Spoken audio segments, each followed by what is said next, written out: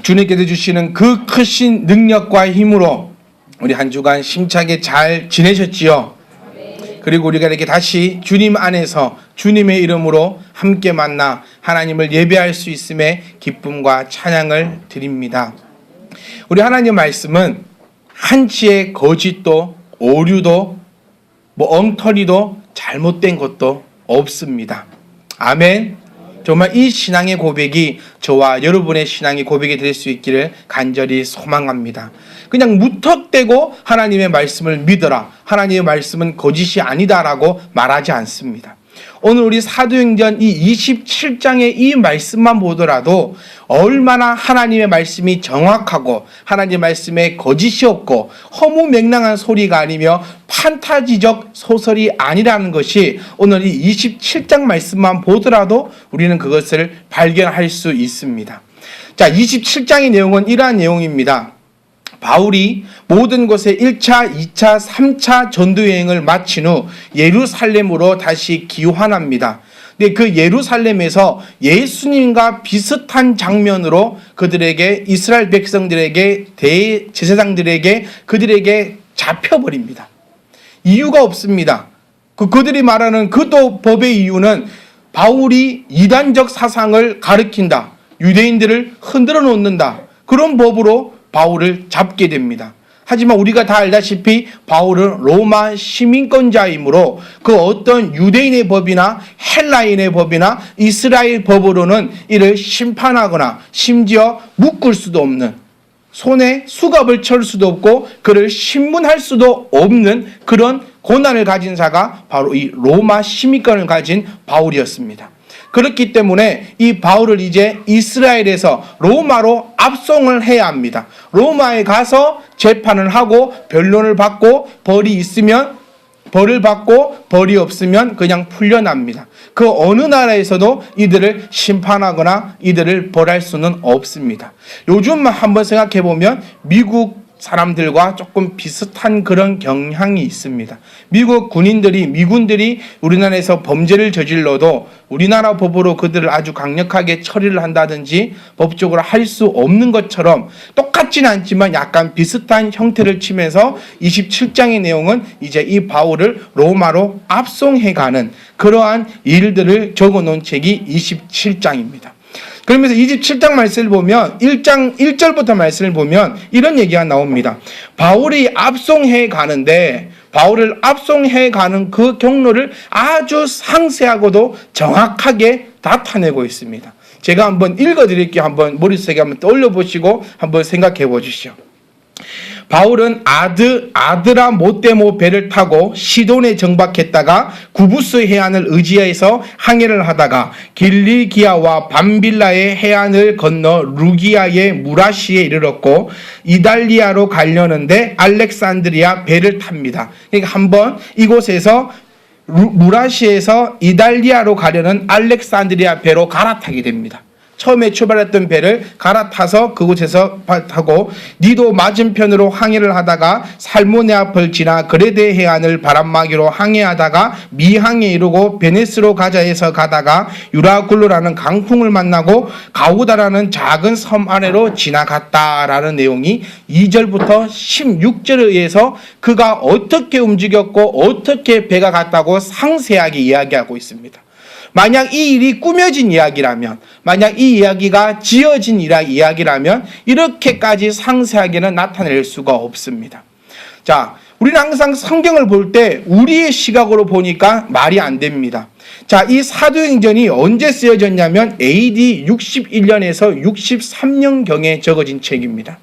우리나라로 한번 해보니까 백제 시대입니다. 백제 제2대 왕, 2대 왕이 다루 왕이 집권했던 시기가 AD 61년에서 63년입니다. 자, 우리는 백제를 모르니까 그냥 멍하게 있는데 우리가 잘 알고 있는 근초고 왕을 다들 아시죠? 백제의 근초고 왕이 활동했던 시대는 AD 370년입니다. 자, AD 61년경에 이만한 문서로 남겨놓았다는 겁니다. 이만한 문서로 남겨놓으면서도 이 항해 일지를 정확하게 적어 놓았다는 것입니다. 그러면서 바울과 이 모든 일들, 이 절대로 허구가 아니라 정확하고도 오차가 없는 그러한 절대절묘한 하나님의 말씀임을 우리들에게 알려주고 있음을 우리가 기억하고 또 믿을 수 있기를 간절히 소망합니다. 정말 정확한 책입니다. 이보다 어떤 역사책, 지금으로부터 2000년 전 책임에도 불구하고 자기네들이 항해했던 것을 정확하게 표현하고 있다는 것을 우리가 기억하고, 또 시간과 날짜까지도 27장에서는 비유적으로 돌려치면서 다 표현을 해놓았다는 것입니다. 그러면서 우리 마음속에 이제는 싹 지워버려야 되는 것이 성경의 이제 이 오류성, 성경의 진실성에 대해서는 이제 완전히 지워버리시고, 어떤 것이든 이렇게까지 정확하게 표현하면서 이렇게 나타내 가고 있다. 여러분, 우리는 지식이 없어서 그렇지만 이 사학을 연구하고 역사를 연구하는 사람들은 이렇게 오래된 책 가운데 이렇게 정확하게 표현할 수가 없다라고 이야기합니다. 땅속에서 발견되는 유물이 백제시대 유물입니다.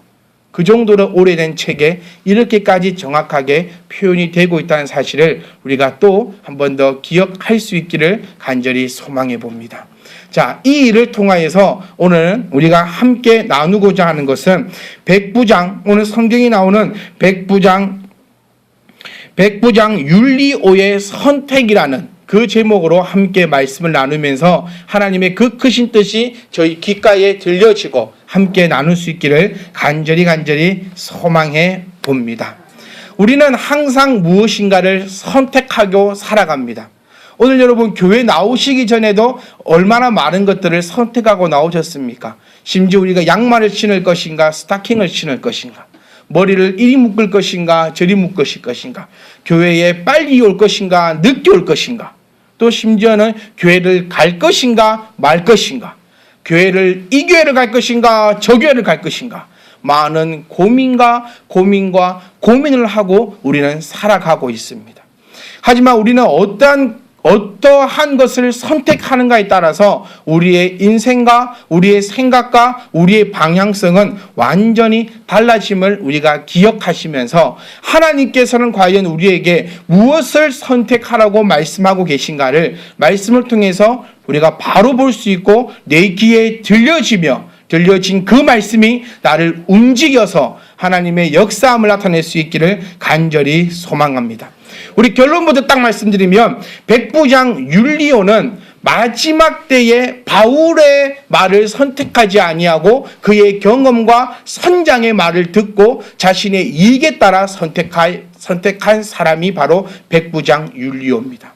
자, 백부장 율리오가 하나님을 모르는 사람이었느냐, 바울을 미워하는 사람이었느냐? 아닙니다. 우리가 1절부터 쭉 한번 읽어보시면 바울이 압송될 때에 군함을 타고 가는 것이 아닙니다. 요즘처럼 죄인들만 모아놓고 가는 것이 아니라 배를 타고 가야 되는데 그 배에 여러 죄수들과 함께 화물을 싣고 여러 사람을 싣고 가는 배에 같이 올라탔습니다. 같이 올라탔는데 백부장 율리오는 로마 시민권자라 할지라도 포박할 수 있어요. 왜냐하면 로마의 백부장입니다. 그렇지만 바울은 포박하지 않습니다. 그리고 배를 항해하면서 한 도시에 이르렀을 때는 바울에게 자유도 허락합니다. 바울, 네가 가서 친구들과 함께 자유를 만끽하고 그들의 배웅을, 그들의 환대를, 그들의 환영을 네가 받을 수 있도록 백부장 율리오는 바울에게 환대해 줍니다. 어디 죄인을 가지고 그렇게 풀어주고 환대해주고 그렇게 해주는 백부장 간수가 어디 있겠냐는 겁니다. 그래서 이 율리오라는 사람을 한번 돌아봤을 때 이 율리오라는 사람은 예수님을 믿었는지 안 믿었는지, 복음 안에 있는지 없는지는 확실히 알 수 없으나 바울에 대해서 유한 것을 보면 복음을 그렇게 거북스럽게 여기지는 아니한 사람이라는 겁니다.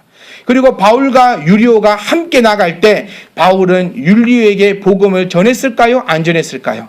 엄청나게 전합니다. 바울이 어떤 자입니까? 감옥에 갇히면서까지도 왕을 만나 복음 전하고 싶어서 지금 로마로 압송되어 가는 사람이 바로 바울입니다. 바울이 어떤 사람입니까? 감옥에 갇혀 있으면서 죄수까지 전도해버리는 바울이 바로 이 바울이라는 것입니다. 그런데 아무 할 거 없는 배 속에서 율리오와 바울이 앉아서 서로 대화 나눌 때 무슨 얘기를 하고 무엇을 하겠냐는 겁니다. 그래서 그는 바울을 신뢰했고 바울이 말하고 있는 그 복음을 확실하지는 않지만 믿었을 것이고, 그에 따라서 자기도 마음이 풀어져서 바울에게 자유를 주고 그럴 수도 있는 상황이라는 것입니다. 그리고 그렇게 해왔습니다. 그런데 이 율리오에게 한 가지 일이 생겼습니다. 무엇이냐면 예상보다 배가 너무 늦게 간다는 거예요. 처음 탔던 배가 아시아 전역을 돌아서 로마로 가는 그런 배였습니다. 근데 생각보다 너무 오래 걸리고 너무 많은 도시를 들어갔다는 것입니다. 요즘처럼 배가 GPS를 가지고 정확한 목적지로 가는 것이 아니라 이 시대의 배는 해안선을 따라가다가 될 수 있는 곳은 다 됐고 살 수 있는 것은 다 실었고 택배 배달처럼 내가 출항지가 맞는 곳은 짐을 받았고 가면서 또 짐을 내려주고 이런 배입니다. 시간이 너무 오래 걸리니까 이 백부장의 마음이 애가 탔습니다. 이럴 때 이제 선택의 길에 들어서게 되었습니다. 어떤 선택의 길이냐? 바울이 보니까 지금의 때는 금식일이 지난 때다라고 표현하고 있는 말은 금식일일 때가 지났다는 것은 9월에서 10월 달 사이다라고 보여주고 있는 것입니다. 그때는 우리가 바다를 잘 모르지만 제가 이것을 준비하기 위해서 바다 물때도 한번 찾아보고 과연 배가 어떤 것인지, 왜 선박에 줄을 묶었는지, 왜 배가 밀려갔다 표현했는지 연구를 한번 해보니까요. 9월에서 10월, 10월에서 11월 때는 이 시대는 항해를 하지 않는 시대라고 합니다. 요즘도 그러하다 합니다. 9월에서 11월 사이에는 물때가 아주 심하고 또 아주 심한 곳에 갈 때는 웬만하게면 배를 운행하지 않는다. 물때가 얼마나 강한지 우리가 이번 세월호 사건을 통해서도 얼마나 무서운 게 이 물의 힘인지는 우리가 알 수 있었던 것처럼 지금 금식이 끝난 날이다라고 표현하는 거 보니까 9월에서 10월 사이인데 이때는 배를 띄워서는 안 되는 날이라는 거예요. 바울은 그것을 알았기 때문에 그들에게 이야기합니다. 자, 우리가 이때 지금 배를 띄워서는 안 된다. 물건뿐만이 아니라 너희의 재산뿐 아니라 우리 생명까지도 위협해지니까 지금 배를 띄우지 말고 겨울을 이 자리에서 보내었다가 봄이 되면 다시 출발하도록 하자라고 바울은 이야기합니다. 근데 백부장은 그렇게 하면은 자신에게 손해가 옵니다. 어쩌면 자신의 승진에도 문제가 생길 것 같습니다.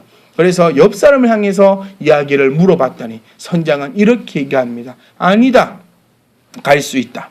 어디까지? 적어도 베레아까지는 갈 수 있다. 그 베레아가 어떤 곳인가? 위치를 정확하게 표현합니다. 한쪽은 서동쪽, 한쪽은 서남쪽이라 표현하면서 겨울을 보내기에 아주 적절한 곳이 그 베레아입니다. 지금 내가 이곳에서 바람 불고 힘들게 있는 것보다 저곳까지 가서 편안하게 쉬고 있는 것이 훨씬 더 좋다라는 것입니다. 여러분의 선택은 과연 어떠합니까? 저 여러분들에게 이렇게 말씀드리고 싶어요. 바울의 말에 귀 기울여라. 하나님 말씀에 귀 기울여라. 목사와 함께 이야기하고 나누어라는 것입니다.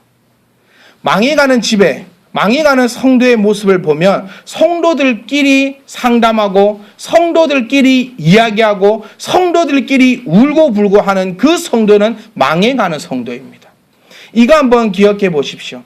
성도가 만나서는 해야 될 일이 무엇이냐면 불평하고 원만하고 한탄하고 내 신세를 이야기하는 것이 아니라 내가 이렇게 힘든 가운데서도 우리 주님의 그 감사함을 발견하여 함께 찬양하며 힘든 가운데서도 함께 감사하는 것이 성도와 성도 간의 관계입니다.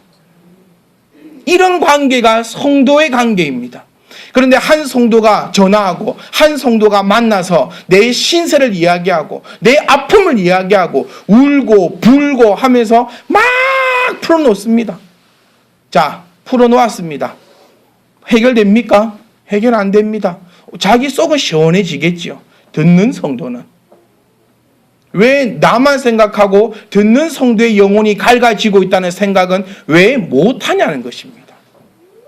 저는 이런 표현 쓰고 싶습니다. 그 나물에 그 밥이라는 거예요. 그 나물하고 콩나물하고 숙주하고 누가 더 맛있냐고 얘기해봤자 그 나물이 그 밥이에요. 콩나물하고 시금치하고 얘기해봤자 그 나물이 그 밥이라는 겁니다. 여러분의 신앙의 고민과 내 생활의 아픔이 있을 때는 목사와 함께 이야기할 수 있어야지 그게 성도입니다. 목사 무시하지 말라는 거예요. 목사 무시한다는 말이 무엇입니까? 목사 편안하게 있으세요라고 하는 게 목사 무시하는 겁니다. 목사를 편하게 놔두면 여러분들은 목사 무시하는 사람들이에요. 왜 목사를 편안하게 놔두려고 합니까? 왜 목사가 살 드럭드럭 찌게 편안하게 놔두려고 합니까? 제발 성도와 성도 간에는 울고 불고 짜고 신세한탄하는 것이 아니라 성도와 성도 간의 대화는 항상 어려운 가운데 감사함을 찾을 수 있는 그러한 성도들이 될 수 있기를 간절히 소망합니다. 목사하고 얘기하기 싫습니다. 왜? 목사하고 얘기하면 그래도 된다.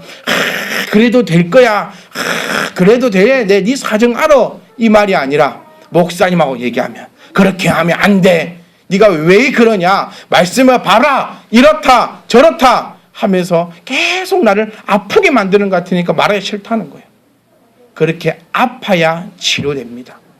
무엇이 문제인지를 정확하게 찔러주면 그것을 바꾸면 복이 나는 거예요. 그런데 그게 싫고 성도 전에서 언니 오빠 뭐 이래 전에서 언니 내 신세가 내가 어쩌고저쩌고 선택은 누가 있는데 내가 있다는 겁니다. 여러분 남편 때문에 속 썩습니까? 선택 네가 했다는 거예요. 아내 때문에 속 썩습니까? 선택 제가 했어요. 누구 하나 등 때리는 사람 없고 다 내가 선택했고 다 내가 했다는 겁니다. 그래서 기억하십시오. 망해가는 사람, 망해가는 이 율리오는 목사의 말에 하나님의 말에 귀 기울기보다는 사람들 말에 선장의 말에 나오고 상황이 비스무리한 사람하고 이야기를 하면 답은 비스무리하게 나옵니다. 선장도 돈 버는 사람입니다. 얼른 치우고 얼른 집까지 가야지 돈 받아요. 그러니까 돈과 돈이 맞물리니까 그 나무에 그 밥이 딱 모이니까 결론은 같이 나옵니다. 그래서 비스무리한 성도들끼리 비스무리한 집사님들끼리 그렇게 상담하고 그렇게 울지 말고 교회에서 목사와 함께 이야기하고 말씀으로 답을 찾을 수 있는 저와 여러분이 될 수 있기를 간절히 소망합니다. 나만 생각하지 말고 내 얘기를 듣고 있는 그 성도의 심령은 상하고 있다는 것을 기억할 수 있기를 간절히 소망합니다. 목사는 안 상할게요. 여러분들이 어떤 말을 하든지 간에 저는 안 상할게요. 여기 와서 무릎 꿇고 또 기도해서 저는 제가 상해도 제가 회복하겠습니다. 제발 옆에 성도 상하게 하지 말고 옆에 성도 나만 쏙 시원하면 물고 나면 쏙 시원하지. 내 속 시원하고 그걸 받아간 사람은 속이 썩어 문드러진다는 것을 기억하시고 제발 하신세한탄 아픔들 어려움들 어떻게 해야 될까 목사와 상의하시고 말씀을 통해 답을 얻어가시고 성도와 성도 간에는 언니, 오빠, 동생, 삼촌, 이모 내가 이렇게 힘든 가운데서도 나를 도우시는 이 주님의 손길이 보인다. 네가 어려워도 그렇게 해야 한다. 그렇게 서로 격려하고 격려하는 것이 올바른 성도 간의 관계임을 여러분들이 기억할 수 있기를 간절히 소망합니다. 이 율리오는 하나님의 말씀보다는 하나님의 뜻보다는 자기 이익에 따라 선택했습니다. 여러분 선택의 길로가 얼마나 많이 있습니까? 여러분 뭐 내가 오늘 예를 들면 돈을 벌러 갈 것인가 예배에 갈 것인가 옆에 사장님한테 물어보십시오. 돈 벌러 오라 합니다. 왜? 그 나물에 그 밥이니까. 네가 지금 교회 갈 때냐? 네 새끼들 커가는 거 안 보이냐? 교회는 네 새끼들 다 키워놓고 가도 돼야. 지금은 돈 벌어야 돼야. 그렇게 얘기합니다. 선택은 여러분이 한다는 거예요. 그럼 목사는 이렇게 얘기하겠죠. 아니다. 그래도 하나님께 매달려야 한다. 1년 잘 살려면 그 길 따라가고 10년 100년 평안하려면 지금 힘들어도 하나님을 따라야 한다. 선택은 여러분의 몫입니다. 풀은 초장으로 인도하시지만 풀 뜯어먹는 것은 우리라는 것을 기억할 수 있기를 간절히 소망합니다. 여러분 지금 고민하는 거 많이 있지 않습니까? 사실 많을 겁니다. 우리 신앙이냐 우리가 생활이냐 이거 가지고도 고민 많이 합니다. 그 결론을 오늘 말씀을 통해 받아가십시오. 자, 율리오는 신앙보다는 지금 당장 손해보는 이 신앙보다는 지금 당장 손해보는 이 일보다는 지금 당장 이익 보는 선장의 말을 내가 붙잡았습니다. 어쩌면 지금 당장 내가 신앙을 선택하면 지금 당장은 손해볼 수 있다는 거예요. 안 그렇겠습니까? 지금 교회 와서 예배 안 드리고 가게 문 열어보십시오. 일 가서 일해보십시오. 공부를 한번 해봐라. 그럼 내가 어쩌면 영어 단어 하나 외울 수도 있고 수학 문제 하나를 풀 수 있으면 손님을 한 명 받을 수 있고 내가 장사를 얼마만큼 더 할 수 있는데 내가 지금 당장은 손해보는 이곳에 나와 있다라고 생각할 수 있다는 겁니다. 자, 율리오는 선택했습니다. 선장의 말을 선택했습니다. 그러니 그 밑에 줄 보시면 남풍이 순하게 불었습니다. 아이고, 잘 됩니다. 모든 것이 순조롭고 잘 되는 것 같고 안도가 됩니다.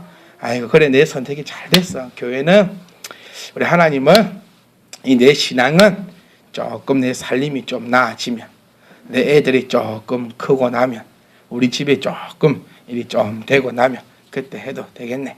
그래, 남풍이 부네. 아이고, 이번 한 달 교회 안 가고 돈 벌었더만 한 200만 원 더 벌었네. 아이고, 남풍이 순하게 부네. 그런데 좀 있으니 그 기쁨이 끝이 나버립니다. 남풍이 부는 것 같았어요. 아우, 잘 되는 것 같았어요. 아, 돈 잘 벌고, 아, 내 새끼들, 아우, 잘 되네. 아, 교회 가고 잔치고 막, 아이고, 잘 되네. 잘 되네 하다가 끝내는 19절 말씀부터 쭉 보시면 모든 것을 다 잃어버립니다. 어떻게까지 모든 걸 다 잃어버리냐? 자기 손으로 자기의 것을 다 내다 던져버립니다.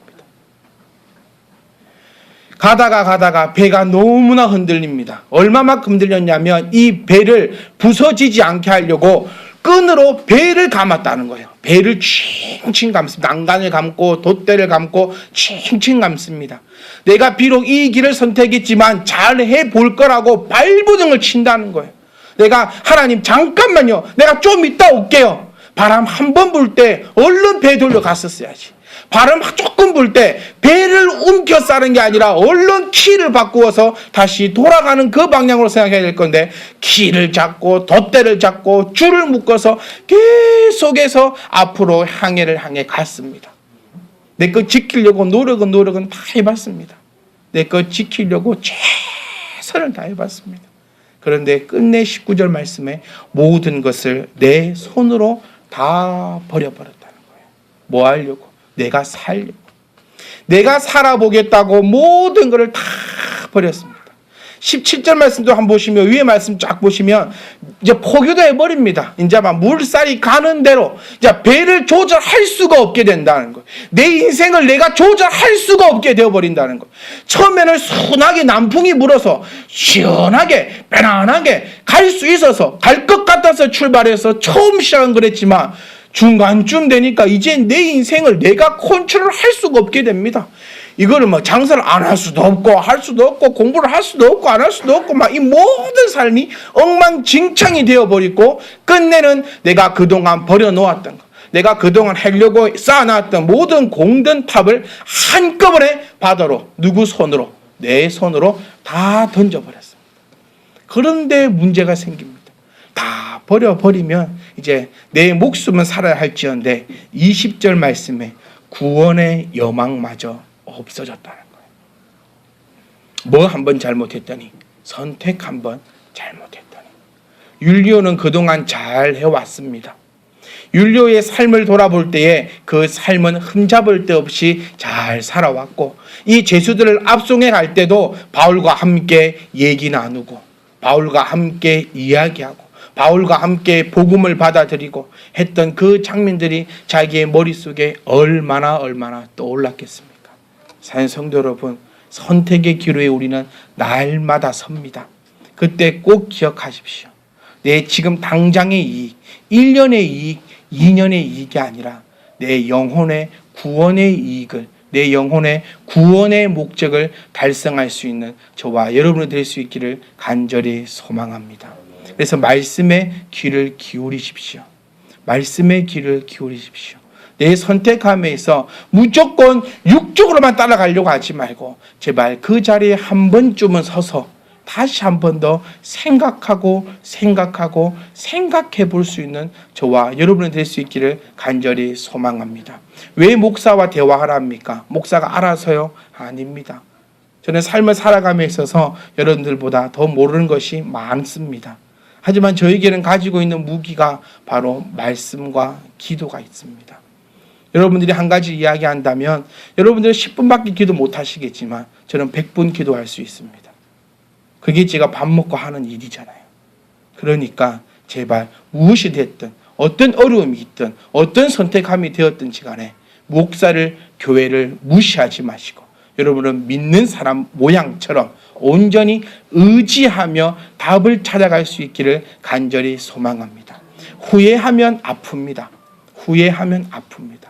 왜 아픈 후회를 하겠습니까? 지금 이 율리오가 배 안에서 온가지 생각이 다 안 들겠습니까? 바울과 함께 그 밑바닥에 앉아가지고 지가 돌아다니면서도 복음 들었던 그 말씀, 내가 성경 말을 안 들을 건데 그 후회, 하지만 후회해도 늦다는 사실을 기억하시고 제발 우리 참배지만 교회 성도님들은 막기 전에 잘 할 수 있는 그런 성도님들이 될 수 있기를 간절히 소망합니다.